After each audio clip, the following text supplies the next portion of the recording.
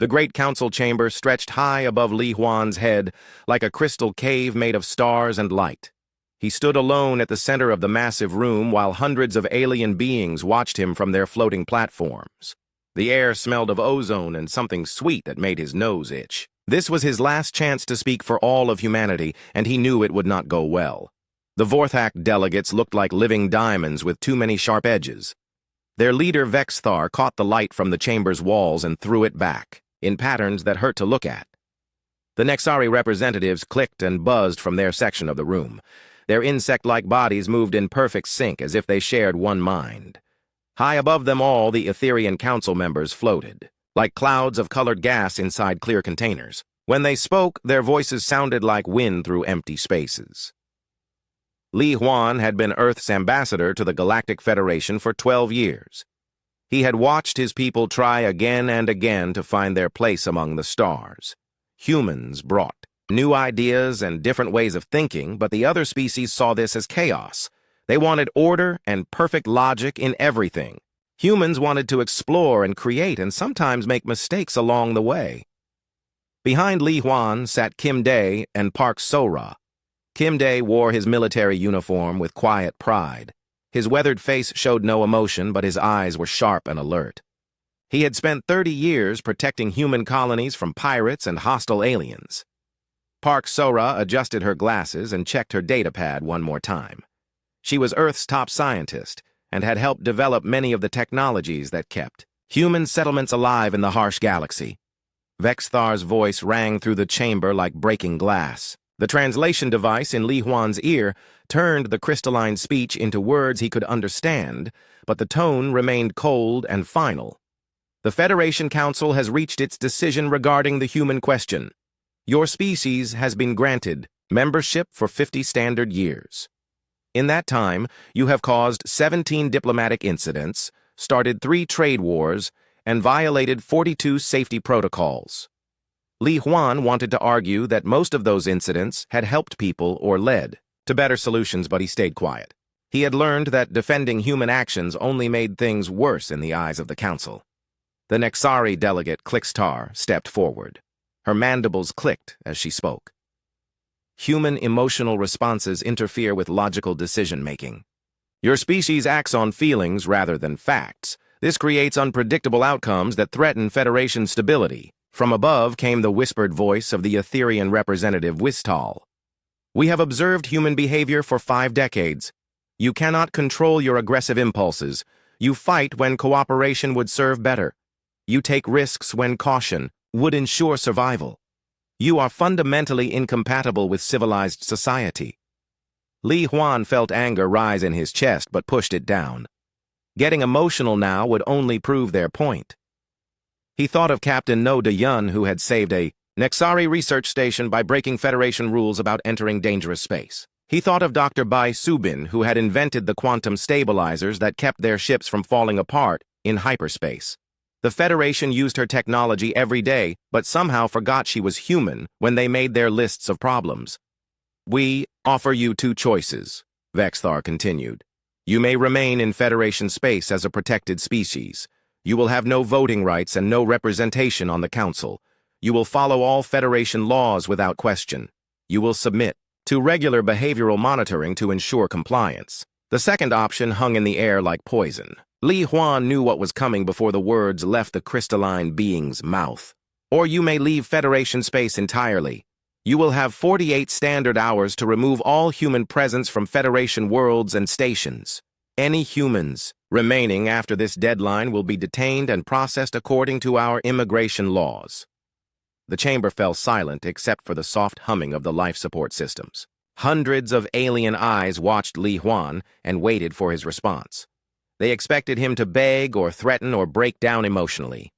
That was what humans did according to their files and studies. Instead, Li Huan straightened his shoulders and looked directly at Vexithar. His voice was calm and clear when he spoke. The human delegation has heard the Federation's terms. We understand your position and accept your decision. Kim Day stood up slowly. His hand did not move toward his weapon, but somehow his presence filled the room with the promise of controlled violence. Park Sora gathered her datapad and research notes with careful precision. She had been expecting this moment for months and was already prepared. "We choose exile," Li Huan said. "Humanity will leave Federation space within the allotted time. We will not contest this decision or seek to delay the process. We thank the Federation for the opportunity to serve alongside you for 50 years. The alien delegates shifted uncomfortably. This was not the reaction they had planned for. Emotional outbursts they could handle with security forces, threats they could counter with their superior military power, but calm acceptance left them uncertain how to proceed. Li Huan bowed deeply in the human tradition. Kim Dae and Park So-ra did the same. Then they turned and walked toward the chamber exit without another word. Their footsteps echoed in the vast space and gradually faded to nothing. Within hours, the message had spread to every human settlement in Federation space. The response was swift and organized in a way that surprised even the humans themselves. No one argued or protested. No one tried to hide or delay departure. Colonial governors began evacuation procedures immediately. Military units pulled back from joint operations with alien forces. Scientists packed their research and prepared to leave laboratories they had worked in for decades. Captain Wan Su-young received the order while her ship was on patrol near the Nexari border. She looked at her mixed crew of humans and aliens and felt her heart break a little. The Nexari engineer Kilvex had become like family to her over the past 5 years. But orders were orders, and humans would follow them completely. Dr. Choi Min-ho was in the middle of breakthrough research on hyperspace medicine when the evacuation notice arrived. His Vorthak research partner, Pelthor, tried to convince him to stay and continue their work under Federation protection. Choi Min-ho packed his personal belongings and deleted his research files from the station computers. The work would continue, but it would continue without him. The efficiency of the human departure bothered many Federation citizens. They had expected chaos and resistance. Instead, they saw careful planning and quiet determination. Human families helped each other pack. Military units coordinated convoy schedules. Scientists shared data with their replacements and left detailed notes on ongoing projects. Commander Ryu Ji-hoon supervised the evacuation of the largest human settlement on HFY. 10,000 people and their belongings had to be moved in less than 2 days. The local Vorthak authorities offered to extend the deadline, but Ryu Ji-hoon politely declined. Humans would meet their obligations exactly as promised. Park So-ra spent her last night in Federation space, uploading her research to secure human servers. Her work on chaos theory and quantum probability had applications the Federation would not discover for years.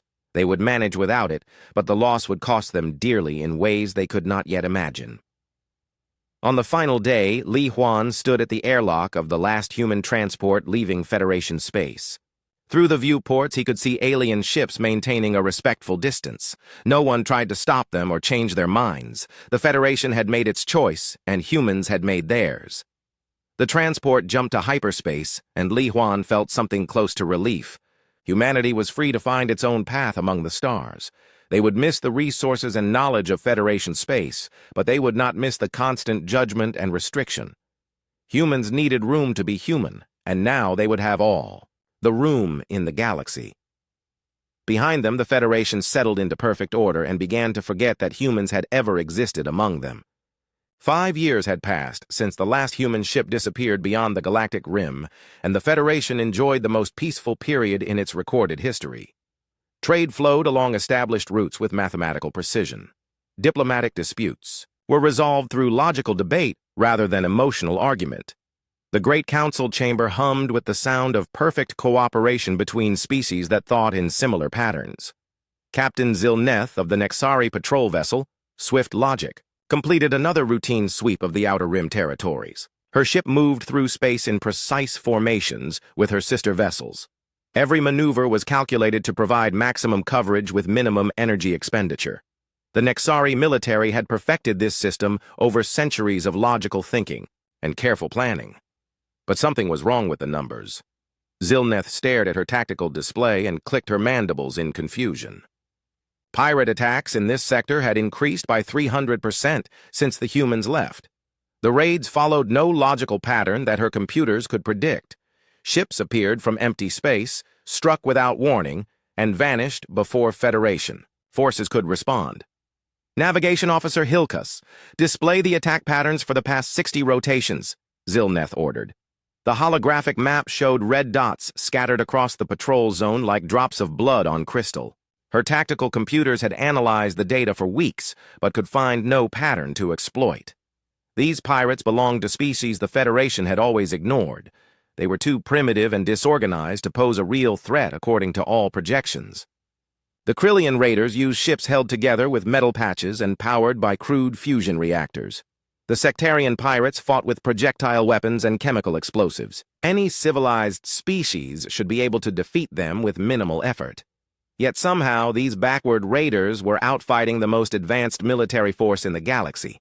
They struck merchant convoys at impossible locations and escaped through hyperspace routes that Federation computers said were too unstable to navigate. They used tactics that made no sense from a logical standpoint, but somehow worked every time.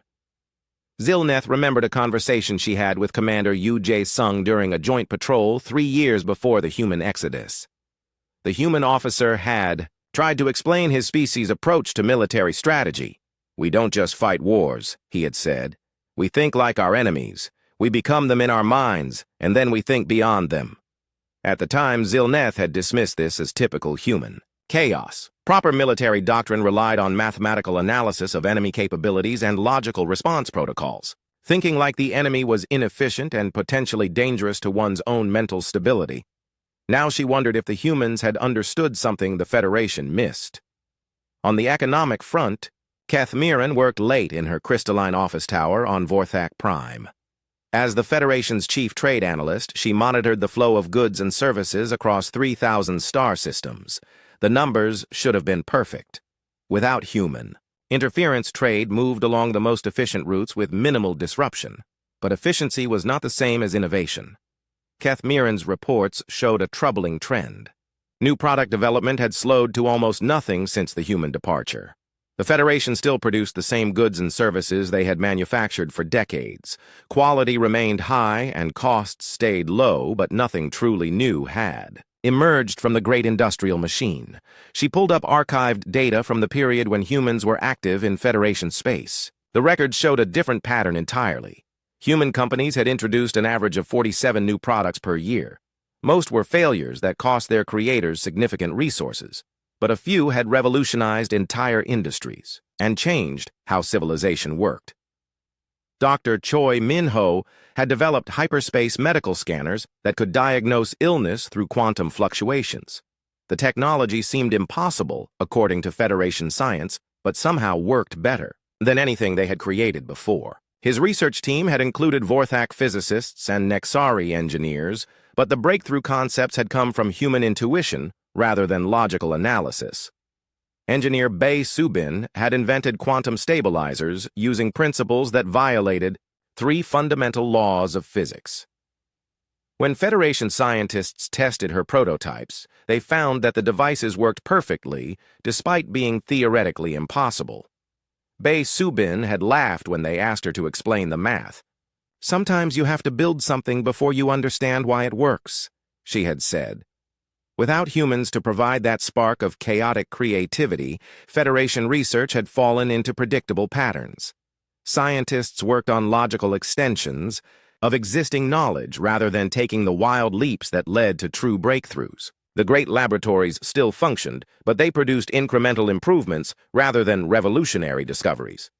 Kethmaran sent her report to the Economic Council, but knew they would dismiss her concerns. The Federation valued stability over growth and order over innovation. They had gotten exactly what they wanted when they expelled the humans. High above the surface of the gas giant Ethereal, Wistal drifted through the atmospheric research station and contemplated the state of Federation culture. As a philosopher and artist, Wistal had spent centuries studying the development of civilization across multiple species. The patterns were usually predictable and followed logical progressions from primitive to advanced thinking, but the current pattern disturbed the ancient Etherian. Cultural production had become stagnant since the human exodus.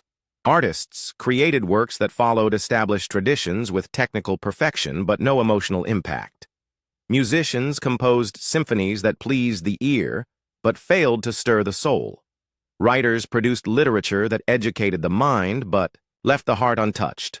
Wistall remembered the human artist Park Yoon-ji, who had created sculptures that seemed to capture raw emotion in solid matter.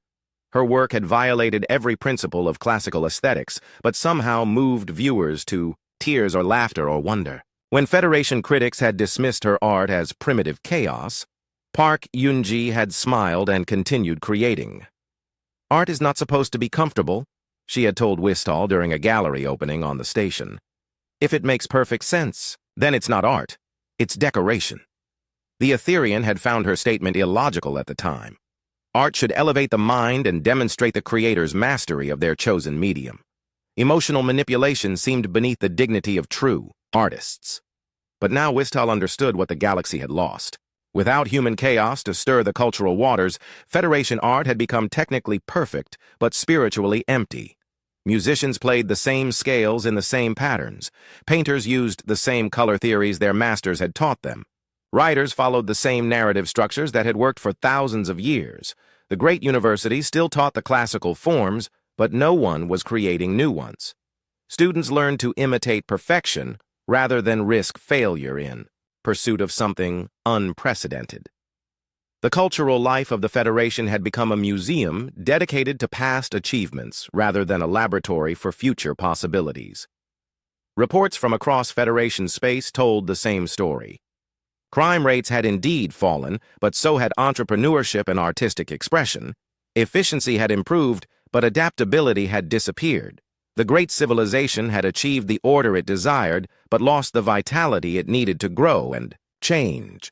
Admiral Talquin reviewed the military reports with growing concern. The Nexari fleet was the most advanced fighting force in galactic history. Their ships used weapons that could crack planets and shields that could deflect stellar radiation. Their tactical computers could process millions of combat scenarios in microseconds and choose the optimal response to any threat. But optimal responses only worked against predictable enemies.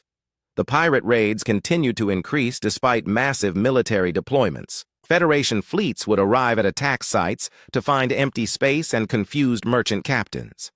The raiders struck at times and places that made no logical sense, then vanished into regions of space that proper navigation computers avoided as too dangerous. Talquin had served with human military officers during several joint operations. Their tactics had seemed chaotic and inefficient compared to standard Federation doctrine. Human commanders would split their forces without apparent reason, attack heavily defended positions while ignoring easier targets, and make decisions based on intuition rather than sensor data. Yet somehow their methods had worked. Human forces had achieved victory against superior numbers through sheer unpredictability. Their enemies could never anticipate what humans would do next, because humans themselves often did not know until the moment came to act.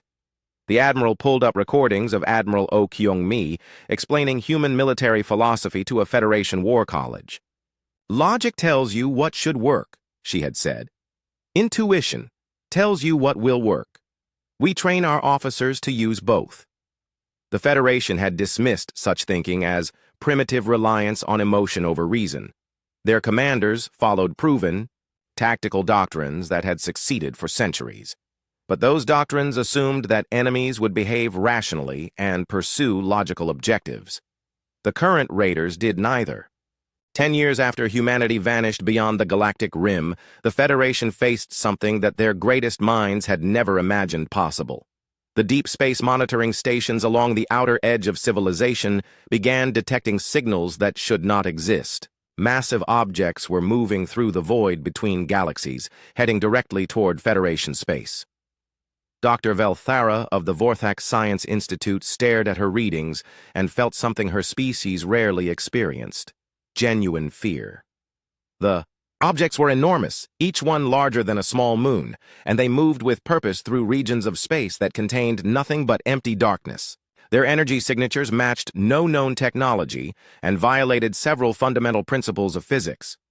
When the first contact occurred at the remote mining station of Kelris 7, the Federation learned that they were dealing with something far beyond their experience. The miners sent a single transmission before their communications went dead. "They're not ships, they're alive, and they're eating the star." Admiral Tal Quinn dispatched a full investigation fleet to Kelris 7, but found only empty space where a solar system had once existed. The star was gone, consumed completely along with all its planets and the billion people who had lived there. In its place floated a collection of mechanical structures that pulsed with captured stellar energy. The enemy called themselves the Devourers, though that name came from the Federation's desperate attempts to understand what they faced.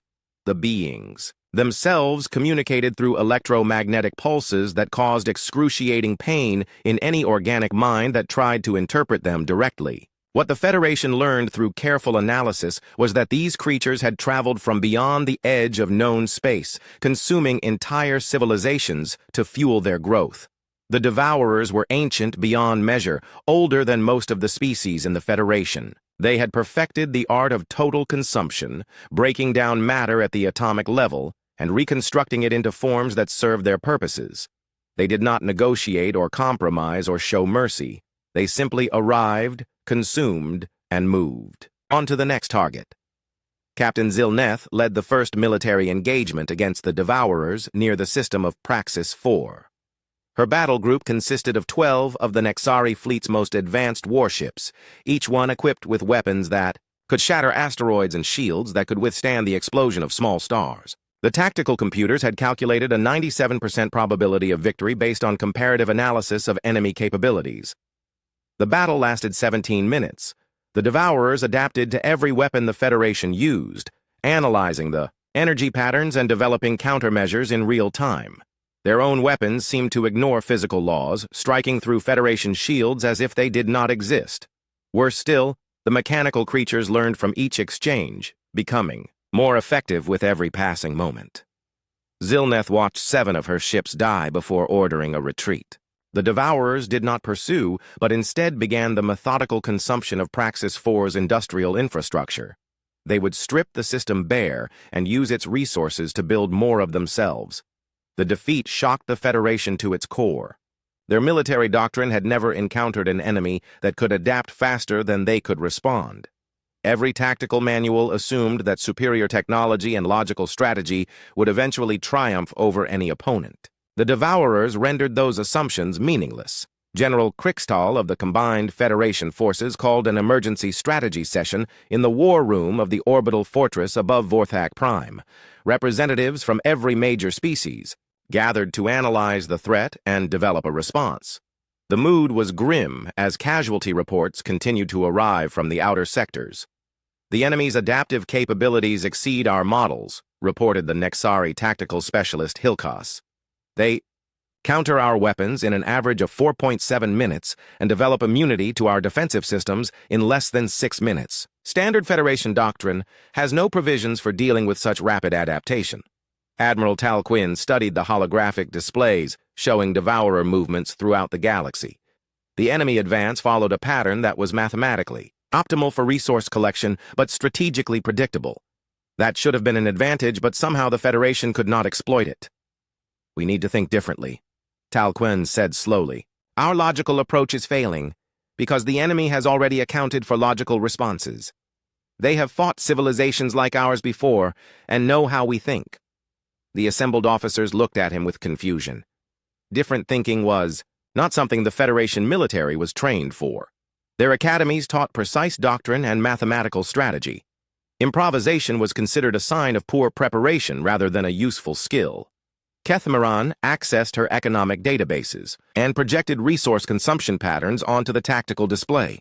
At their current rate of advancement, the Devourers will reach the core systems in 18 months. Our industrial capacity cannot match their ability to convert raw materials into military assets. The numbers were stark and undeniable. The Federation could not outproduce or outfight an enemy that turned every victory into increased strength. Traditional military thinking offered no solution to a problem that grew worse with each engagement. High above the war room, the Etherian. Council member Wistal drifted through the station's atmospheric processors and contemplated the impossible situation. The Devourers represented everything the Federation was not: chaotic, unpredictable, and willing to destroy rather than preserve. Perhaps that was why they were so effective against civilized opponents. A memory surfaced from the years when humans had served alongside Federation forces. Commander Yu Jae-sung had once described human military philosophy during a joint training exercise. "When the enemy expects logic, we give them chaos," he had said. "When they prepare for chaos, we use logic. The key is to be what they cannot predict." At the time, Wistal had dismissed such thinking as primitive and inefficient. Proper strategy relied on careful analysis and mathematical precision. Deliberately introducing chaos into military operations seemed counterproductive and dangerous, but now the Etherian began to understand what the humans had meant. The Devourers expected their opponents to behave logically, because every advanced civilization they had encountered followed similar patterns. They were prepared for tactical precision and strategic calculation. They might not be prepared for something completely different. The problem was that the Federation no longer had access to different thinking. They had expelled the only species in the galaxy that specialized in creative chaos and unpredictable solutions. The humans were gone, and no one knew where they had vanished to after leaving Federation space. Dr. Pelthor worked frantically in his research laboratory to develop new weapons that might prove effective against the Devourers. His team had analyzed captured enemy technology and found it to be based on principles that Federation science considered impossible. The mechanical creatures used quantum probability as a structural material and powered their systems with controlled paradoxes. Everything about the Devourers violated the logical order that civilization was built upon. They were living contradictions that somehow functioned perfectly in the real universe. Fighting them required understanding concepts that rational minds could not easily grasp. Pelthor remembered his research partnership with Dr. Choi Min-ho before the human exodus. The human scientist had developed medical scanners based on quantum uncertainty principles. When Pelthor had asked him to explain the theoretical foundation, Choi Min-ho had shrugged and said, "Sometimes things work because they shouldn't work. The universe is bigger than our math." The Vorthak researcher had spent months trying to understand the humans' illogical approach to science. Choi Min-ho would begin with impossible assumptions and somehow arrive at functional results. His research methods violated every principle of proper scientific procedure, but produced technologies that worked better than anything developed through traditional means. Now Pelthor wondered if the humans had understood something about the universe that the Federation had missed. Perhaps logic and reason were not the only tools available for understanding reality. Perhaps there were problems that required different kinds of thinking to solve. Reports continued to arrive from the front lines as the Devourers consumed system after system. The enemy showed no signs of slowing down or changing their tactics. They had found a method that worked against civilized opponents and saw no reason to deviate from it.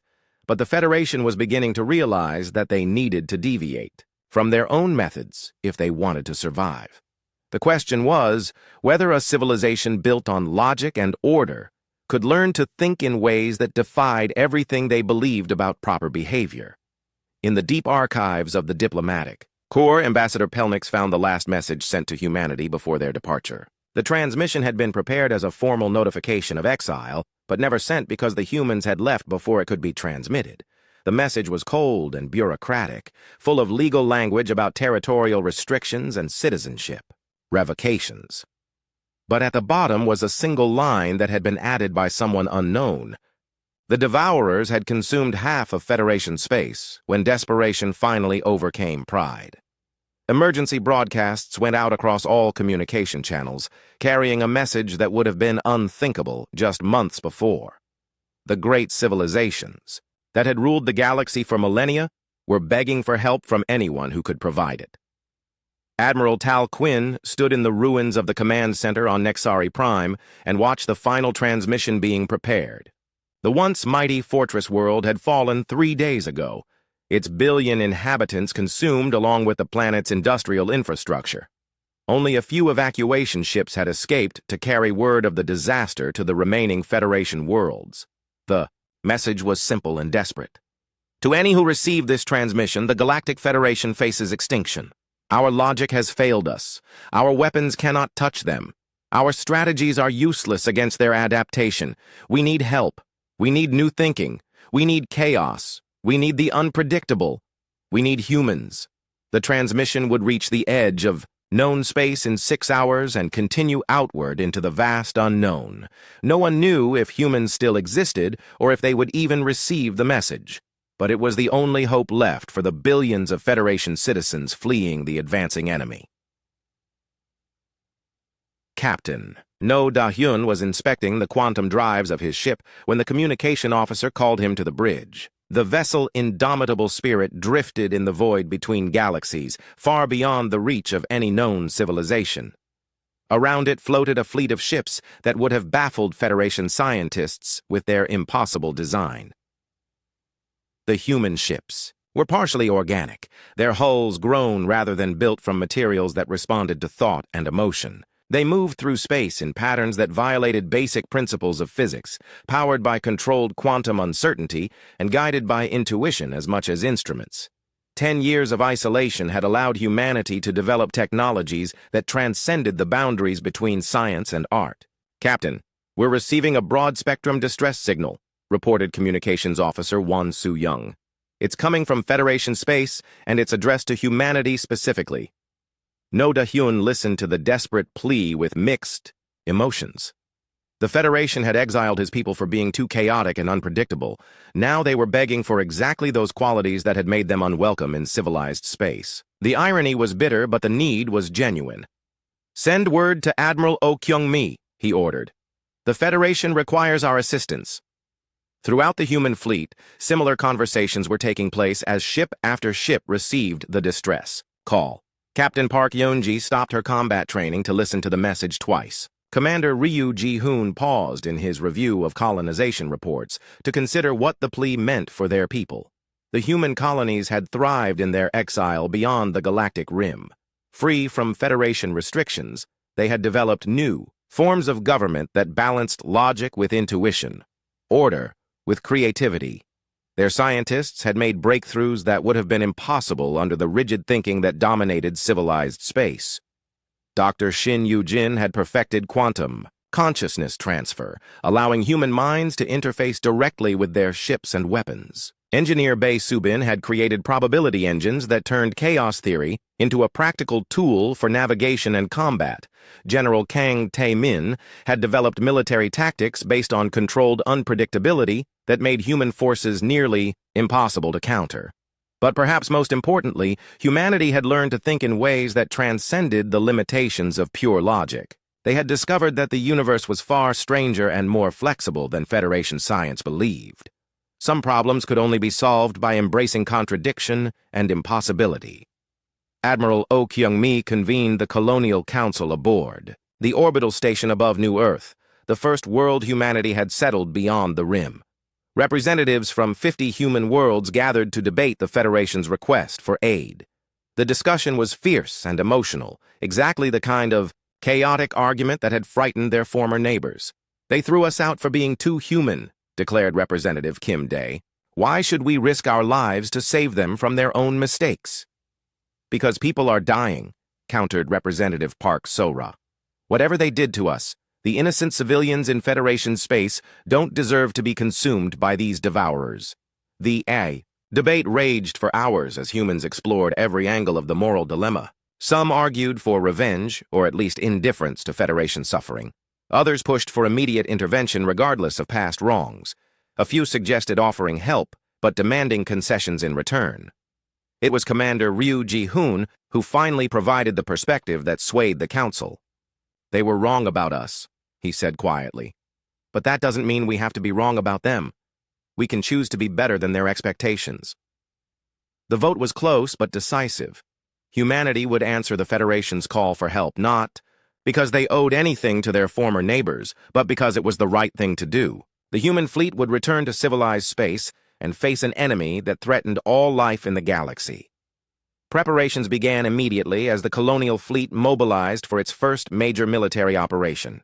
Ship captains reviewed their crews and weapons systems while scientists loaded their vessels with experimental technologies that had never been tested in actual combat. The human approach to warfare had evolved far beyond what the Federation remembered from their time together. Fleet Admiral Seo Han-wool took command of the operation from her flagship Defiant Hope, a vessel that existed in multiple dimensions. simultaneously and could phase in and out of normal space at will. Her fleet consisted of 300 ships that represented the pinnacle of human innovation, each one unique and impossible according to conventional understanding. The journey back to Federation space took 2 weeks through hyperspace routes that Federation computers would have declared too dangerous to navigate. Human ships followed paths through quantum storms and probability cascades, guided by pilots who trusted their instincts more than their instruments. When they reached the edge of civilized space, they found a galaxy at war with itself. Refugee fleets clogged the shipping lanes as entire populations fled the advancing devourers. Military forces retreated in good order but could not slow the enemy advance. The Great Federation that had once ruled 3,000 star systems was collapsing into chaos. Admiral Oh Kyung-mi received reports from human reconnaissance teams that had infiltrated Federation space to assess the situation. The news was worse than expected. The Devourers had not only consumed physical resources, but had begun to adapt Federation technology for their own use. They were becoming stronger with each victory and showed no signs of slowing their advance. "The enemy has learned to think like their opponents," reported Captain No Da-hyun from his scout ship near the front lines. "They counter every logical strategy before the Federation can implement it, but they've only faced civilized enemies who follow predictable patterns." The human fleet moved deeper into Federation territory, avoiding detection through stealth technologies that bent space around their ships. They observed several battles between Federation forces and the Devourers, studying enemy tactics and capabilities while remaining hidden. What they saw confirmed their worst fears. The mechanical creatures were indeed adapting to every weapon and strategy the Federation used. But their adaptation process seemed to follow logical parameters, analyzing probable responses and preparing counters based on mathematical analysis. Dr. Shin Yu-jin studied the enemy's adaptive algorithms and found patterns that suggested a fundamental limitation. "They're incredibly sophisticated," she reported to the Fleet Command, "but they think like machines, even the organic components. They can predict logical responses, but they might have trouble with truly irrational behavior." The human fleet began to position itself for the largest gamble in their species' history. They would engage the Devourers using tactics that made no sense from a military standpoint, weapons that violated the laws of physics, and strategies based on intuition rather than calculation. It was exactly the kind of chaotic thinking that had made them unwelcome in Federation space. Now it might be the only thing that could save the galaxy from complete destruction. As the human ships moved into attack position, Admiral Seo Han-wul opened a communication channel to the entire fleet. Her words were simple, but carried the weight of humanity's return to galactic affairs. "Today we fight not for conquest or revenge, but for the right of all beings to exist in a universe that makes room for different kinds of thinking. Show them what happens when chaos meets order, when the impossible becomes inevitable, when humans refuse to accept defeat." The battle for the galaxy's survival was about to begin, and for the first time in months the outcome was truly unpredictable. The human fleet materialized in the heart of Federation space just as the Devourers launched their final assault on the capital worlds. 300 impossible ships phased into reality around the besieged system of SciFiPrime. Their arrival sending ripples through space-time that registered on every sensor within a dozen light-years. Admiral Talquin watched from the bridge of his crippled flagship as the human vessels took formation around his retreating fleet. The ships moved in patterns that hurt to observe, following paths through three-dimensional space that somehow existed in 4 dimensions. Their hulls shifted between solid matter and pure energy, while weapons powered by controlled paradox began, charging for combat. Fleet Admiral Seo Han-wul opened a communication channel to the Federation forces. Her image appeared on screens throughout the battered fleet. Older now, but carrying herself with the quiet confidence of someone who had led her people through 10 years of exile and growth. "Federation vessels. This is Admiral Seo Han-wul of the Human Colonial Fleet," she said. "We received your distress call. Stand down and let us handle this." The Devourers detected the new arrivals and began their standard adaptation protocols. Scanning beams swept across the human ships, analyzing their technology and defensive capabilities. The mechanical creatures had perfected this process through thousands of encounters with civilized species. Within minutes, they would have complete tactical profiles, and appropriate countermeasures. But the scans returned impossible data. Human ships registered as existing in multiple states simultaneously. Their weapons showed energy signatures that violated conservation laws. Their shields seemed to be made of crystallized time and folded space. The Devourer analysis systems crashed trying to process information that contradicted basic physics. Captain No Da-hyun led the first wave of attack in his ship Indomitable Spirit. The vessel dove through enemy fire patterns that should have destroyed it instantly, phasing in and out of normal space to avoid incoming weapons. Behind him, Captain Park Yoon-ji's ship Chaos Theory fired probability missiles that hit targets in alternate timelines before redirecting the damage to the current reality. The Devourers attempted to adapt but found nothing consistent to adapt. 2. Human tactics changed from moment to moment based on intuition and inspiration rather than doctrine. Ships that had been firing energy weapons suddenly switched to kinetic projectiles made of compressed space-time. Formations dissolved and reformed in patterns that followed no mathematical logic.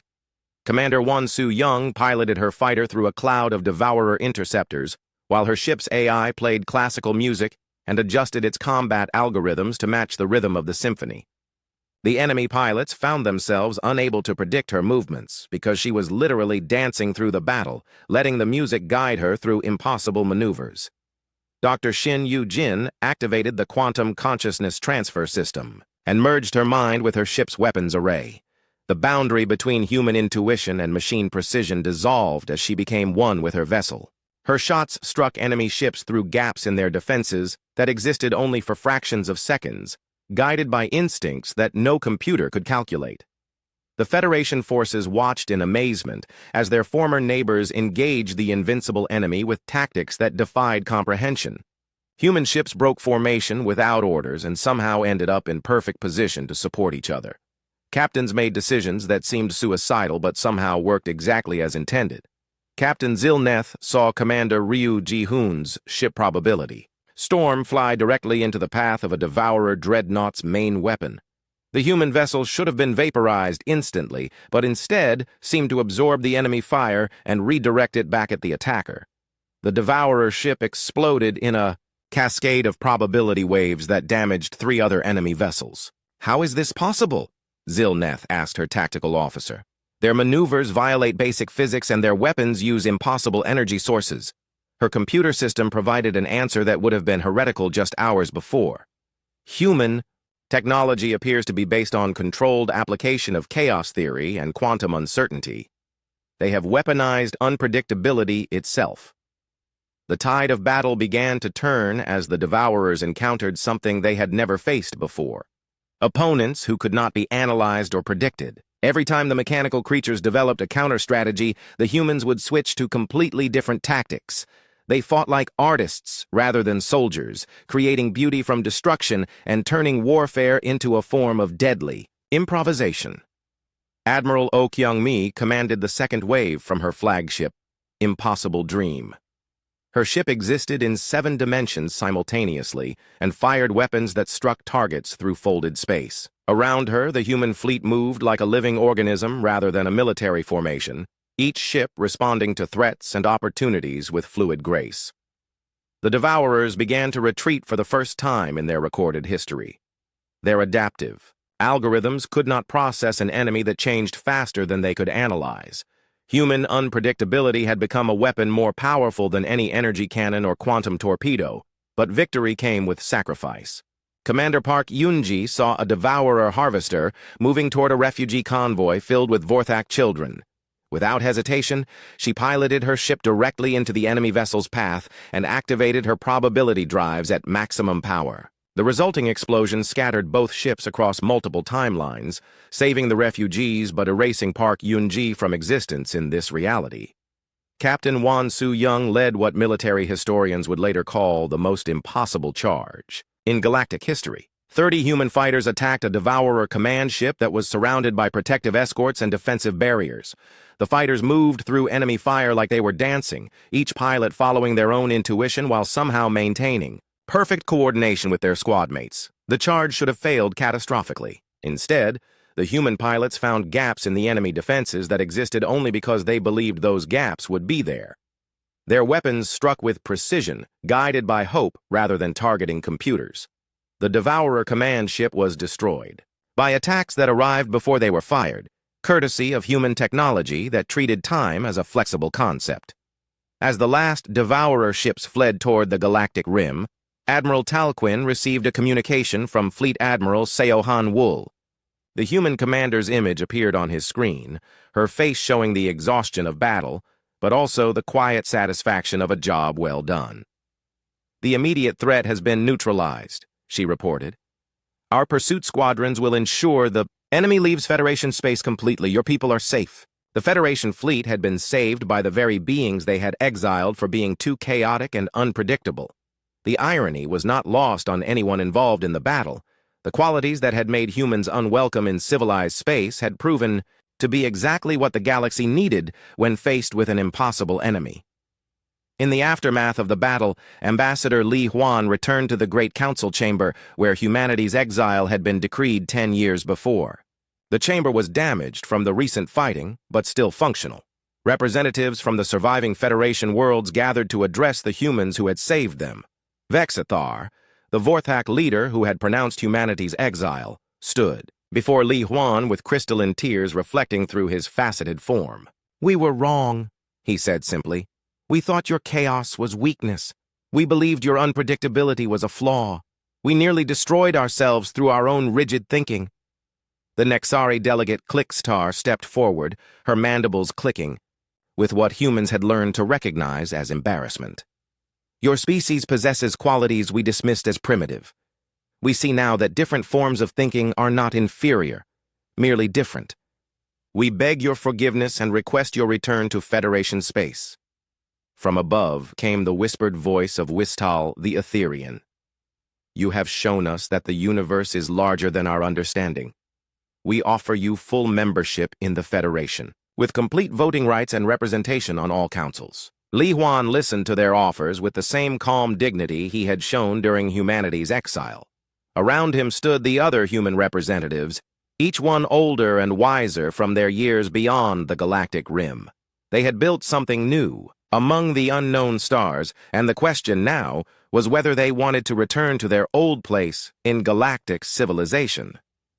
"We never left because we were angry with you," Li Huan said finally.